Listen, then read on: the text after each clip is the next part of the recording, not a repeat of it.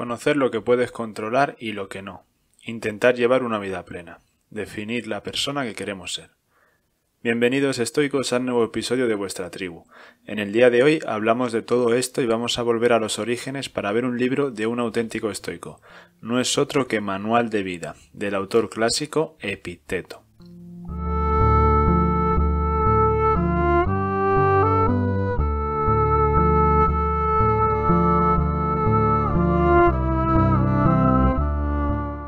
Epicteto no fue un autor al uso, sino que sus enseñanzas nos llegaron a través de sus alumnos. El principal fue el joven Arriano de Nicomedia, que llegaría a ser político influyente y uno de los autores literarios más brillantes de su siglo. Como decimos, siguió las clases de Epicteto, anciano por entonces, que ya era un filósofo estoico de cierto renombre, que nunca quiso escribir una sola línea, pero cuyas enseñanzas y personalidad causaron tal impresión en el joven Arriano que, consciente del interés de lo que oía en la escuela, anotó cuidadosamente tanto las explicaciones del maestro como las conversaciones que éste tuvo con oyentes habituales y visitantes ocasionales. Sus enseñanzas, sencillas y profundas a la vez, van dirigidas simultáneamente al corazón del ser humano, al que quieren acompañar en su búsqueda de la felicidad, y a su intelecto, que necesita apoyarse en el ejercicio de la sinceridad, la equidad y la coherencia. ¿Quién era aquel maestro? Epicteto nació en Hierápolis entre los años 50 y 55, y fue esclavo en Roma probablemente desde su niñez. Su vida contrasta profundamente con la de Séneca, quizás el más famoso de los estoicos, que se mantuvo gran parte de su vida entre lujos y buscando la entrada en los círculos de poder, siendo acusado por otros autores de la hipocresía de escribir proponiendo un estilo de vida que él nunca siguió. Cuando tenga más información al respecto, quizás dedique un episodio a su figura. Pero volvamos con Epicteto. Uno de los amos de Epicteto, llamado Epafrodito, permitió a Epicteto asistir a las lecciones de Musonio Rufo, un caballero volcado en la filosofía estoica y que se dedicó a difundir estas enseñanzas. A pesar de esto, Epafrodito no debió de ser muy agradable en su trato con Epicteto.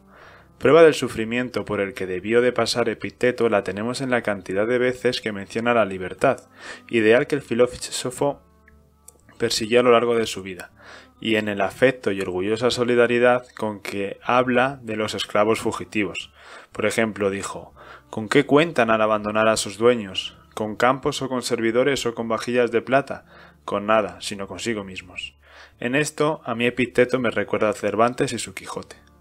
Pero Epicteto no necesitó recurrir a la fuga, pues Epafrodito le concedió la libertad, seguramente cuando ya era más que adulto.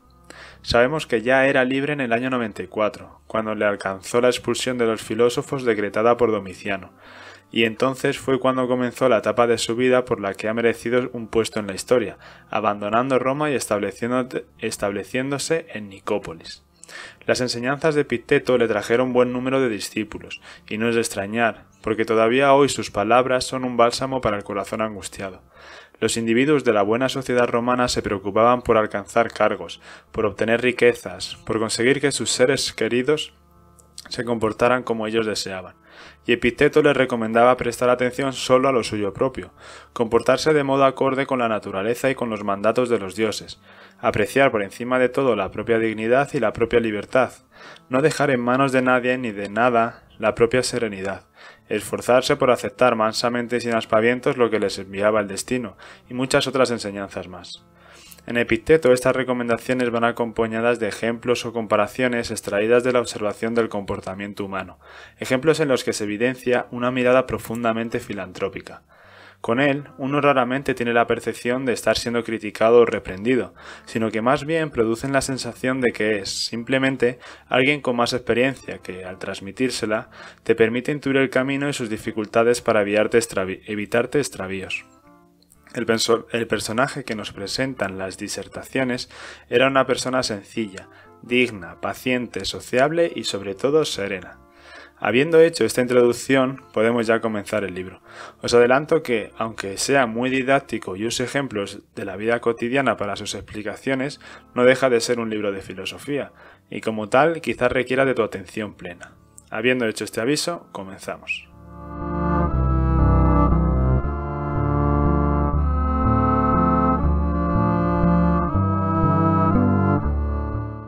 No vamos a dar muchas vueltas al asunto. De lo primero de lo que vamos a hablar es que el ser humano procede de la divinidad. Para convencernos de esta afirmación, vamos a comprobar en qué se distingue el hombre del resto de los animales. Los atributos que nos diferencian son la sociabilidad, la lealtad, la cautela y comprender lo que se hace. Seamos sociables, leales, cautelosos y con control sobre nuestros actos, pensamientos y sentimientos, y seremos como dioses. Y podemos actuar correctamente porque la divinidad nos concedió capacidades libres de impedimentos que dependen de nosotros. Son nuestras facultades que nos permiten sobrellevar dificultades. ¿Qué piensas que habría sido Hércules si no hubiese existido el león y la hidra y la cierva y el jabalí y unos cuantos hombres malvados y salvajes? ¿Qué habría hecho si no hubiese existido nunca nada de eso? ¿No es verdad que se habría dedicado a dormir bien arropado? Así que lo primero no habría llegado a ser Hércules. Toda la vida adormilado en tal molicie y tranquilidad. ¿Qué utilidad habrían tenido sus brazos y el resto de su fuerza y su firmeza y su nobleza, si no le hubiesen movido y hecho actuar tales circunstancias y situaciones? Date cuenta tú también y fíjate en las facultades que tienes, y al verlas exclama: envía a Zeus las circunstancias que quieras, pues tengo los recursos que tú me diste. No solo nos concedió esas capacidades con las que podemos soportar todo lo que suceda sin vernos envilecidos o arruinados por ello, sino que también las hizo absolutamente dependientes de nosotros, sin ni siquiera reservarse a sí mismo ninguna fuerza capaz de obstaculizarlas o ponerle impedimentos. Pero estos derechos que nos han dado los dioses también vienen con deberes. Piensa quién eres. Lo primero, eres un ser humano, es decir, que no tienes nada superior al albedrío, sino que a él está subordinado todo lo demás, y él mismo no puede ser esclavizado ni subordinado. En estas condiciones eres ciudadano del mundo y parte de él, y no uno de los servidores, sino uno de los que dirigen, pues eres capaz de comprender el gobierno divino y de extraer consecuencias de ello.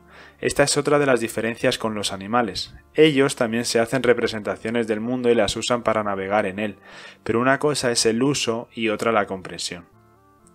Hemos hablado por encima del albedrío, sobre el que profundizaremos en un momento, pero no quiero seguir avanzando sin hablar ahora de la otra gran facultad regalo de los dioses, la racionalidad.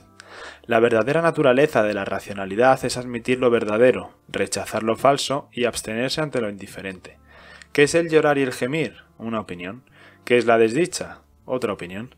¿Qué son la rivalidad, la disensión, el reproche, la acusación, la impiedad, la charlatanería?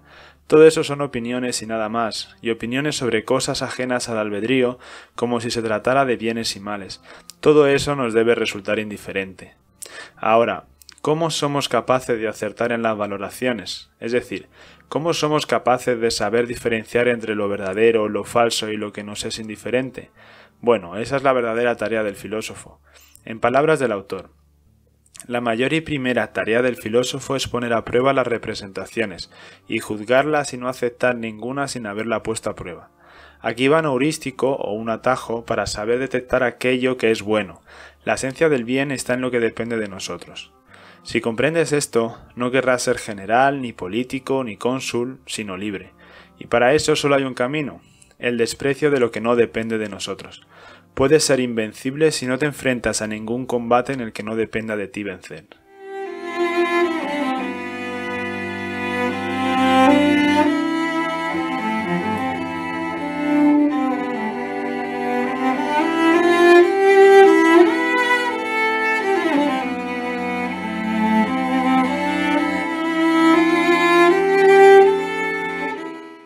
Pero al hablar de lo que depende de nosotros o de lo que nos es ajeno es una forma de hablar del albedrío.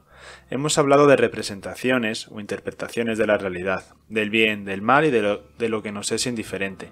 Pero esta explicación se queda coja si no hablamos del albedrío o nuestra capacidad para actuar de forma correcta, que al final es el objetivo último de toda filosofía o religión, pero también de nuestra capacidad de fallar y de no estar a la altura.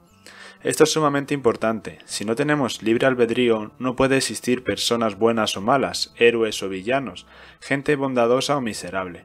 Al fin y al cabo, si no existe albedrío, esas personas solo están siendo víctimas de su biología o de los deseos del dios de turno. Aquí va una de las enseñanzas más importantes del autor y del estoicismo, así que presta atención. Estas dos cosas hay que tener a mano: que fuera del albedrío no hay nada bueno ni malo y que no hay que adelantarse a los acontecimientos, sino seguirlos. Profundicemos un poco más en esto último. La vida es como una partida de cartas. ¿Cómo puedo anticipar qué cartas me van a repartir? No puedo hacerlo, y querer apostar sobre ello es estar a merced de eventos que no dependen de mí. Y esto es algo que, si lo he explicado bien, ya deberías tener claro que no es la mejor opción. En cambio, ¿cuál es la actitud estoica en este juego de azar? Usar cuidadosa y hábilmente las cartas que salgan. Eso ya sí es cosa mía. En eso consiste la tarea principal de la vida. No te quejes de las malas cartas que te han tocado jugar, puesto que eso no depende de ti. En lugar de eso, juégalas de la mejor manera posible. Saca el máximo rendimiento a tus opciones, y así serás digno de llamarte estoico. Por lo tanto, esta es una de las enseñanzas que más debes recordar. En lo que depende del albedrío, en lo que se refiere a cómo jugar las cartas, ahí sí debes actuar con valentía, poniendo todo tu esfuerzo en juego para demostrar tu valía. Sin embargo, en lo que no depende de nuestro albedrío, en lo que se refiere a qué cartas te toca, eso, querido compañero, eso te resulta indiferente, y como tal no le debes dar importancia. Actúa con precaución y siempre teniendo en cuenta la falta de agencia sobre estos hechos. Si lo piensas, es hermoso saber que la divinidad hizo dependiente de nuestro albedrío al crearnos representaciones. Voy a diseccionar esta frase porque tiene su jugo. Cuando hablo de divinidad, no tengo por qué referirme al Dios cristiano. Haz tú la representación que más te guste. Lo importante aquí es que depende de nosotros cómo interpretamos la realidad. Problemas en el trabajo, un accidente, la enfermedad, la muerte de un ser querido, todo eso son cartas que nos reparte la divinidad. No quiero decir que no tengamos nada de influencia sobre ellas. Evidentemente nuestros actos nos hacen más o menos probables a sufrir algunas de ellas, pero por mucho que te cuides, no estamos exentos de sufrirlo.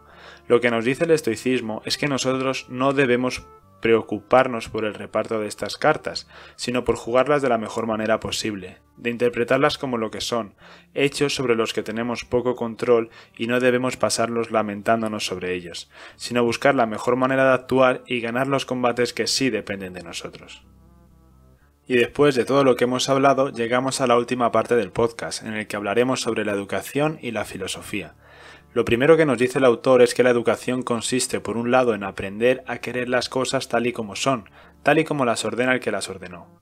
Por ejemplo, ordenó que hubiera verano e invierno, fecundidad y esterilidad, virtud y maldad, y nos dio a cada uno de nosotros un cuerpo capaz de enfermar y de morir. Así pues, es preciso que vayamos a la vida teniendo presente esta ordenación, no para cambiar sus fundamentos, pues ni nos está permitido ni sería mejor, sino que, siendo las cosas que nos rodean como son y siendo su naturaleza como es, nosotros mismos tengamos nuestro parecer amoldado a los acontecimientos. El segundo aprendizaje que nos proporciona la educación es el de distinguir lo propio de lo ajeno, algo de lo que ya hemos hablado con profundidad previamente. Y habiendo aclarado lo que supone la educación, pasamos a aquello en que consiste la filosofía. La filosofía tiene su punto central en prepararnos para lo que nos suceda. En palabras del autor, el filósofo debe amortizar su propia voluntad con los sucesos, del modo que ni suceda en contra de nuestra voluntad algo de lo que sucede, ni deje de suceder algo de lo que nos sucede, cuando nosotros queremos que sí. Si sigues este principio, conseguirás pasar la vida sin tristezas, sin miedos, sin perturbaciones, de acuerdo con uno mismo y cumpliendo los comportamientos que se te esperan como padre o madre, hijo, ciudadano.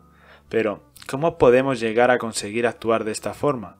Necesitamos aprender que la divinidad existe y que tiene providencia de todo y que no es posible pasarle desapercibido no solo al obrar, sino tampoco al pensar o sentir.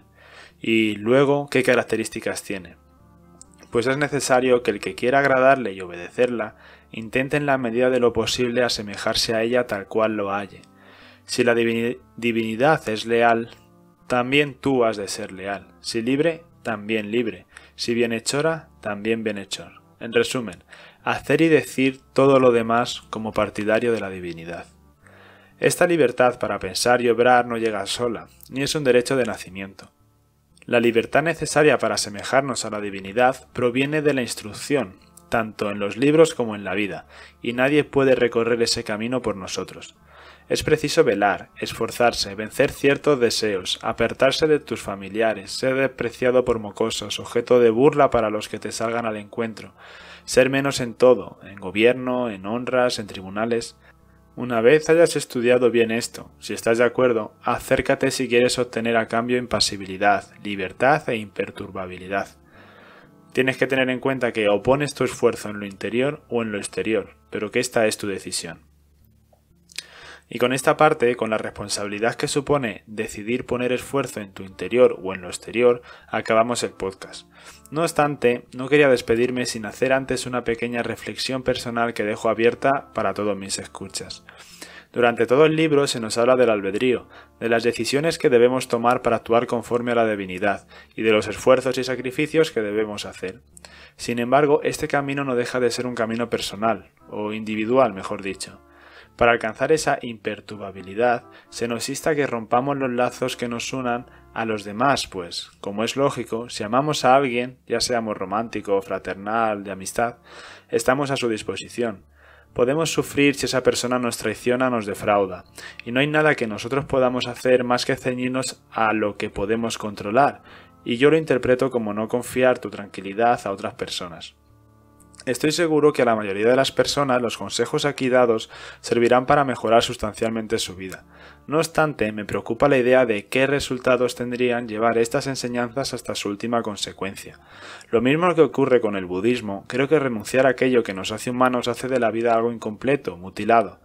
No dejarnos arrastrar por las emociones es un consejo que aplicaría de todas, pero alcanzar la imperturbabilidad del sabio o del iluminado, por seguir con la comparación, creo que conlleva unos sacrificios que, y al menos yo, no estoy dispuesto a pagar. Para mí, primero debería llegar esta fuerza individual que nos enseñan los estoicos, y solo entonces podrías abrirte hacia los demás. Tu muralla para los acontecimientos perturbadores que te reserva la vida seguirá siendo sólida, pero la misma fuente de goce que haga que la vida trascienda a tu persona al derramarte en los demás, supone también tu principal punto débil. Sea como fuere, tanto el amor como el odio, la amistad y la atracción son parte de la vida. Creo que quien quiera disfrutar de ella con todos sus frutos no tiene más remedio que aceptar las espinas. Lo demás es pasar por la vida sin pena ni gloria. Pero bueno, estas son disertaciones que ni siquiera sé si me durarán en el tiempo, o cambiaré de idea más adelante. Si quieres dar tu opinión en los comentarios o por Twitter, serán bienvenidos. Pero si no, quédate con las enseñanzas de Epicteto y aplícalas como mejor te convenga. Y ahora sí, espero que te haya resultado útil y también me gustaría decirte que los comentarios me hacen ver a las personas detrás de las cifras, por lo que hace que el esfuerzo de hacer el podcast, que aunque lo disfruto no deja de requerir bastante tiempo, sea más agradable de sobrellevar. Y sin más me despido, nos escuchamos en la próxima. Un saludo.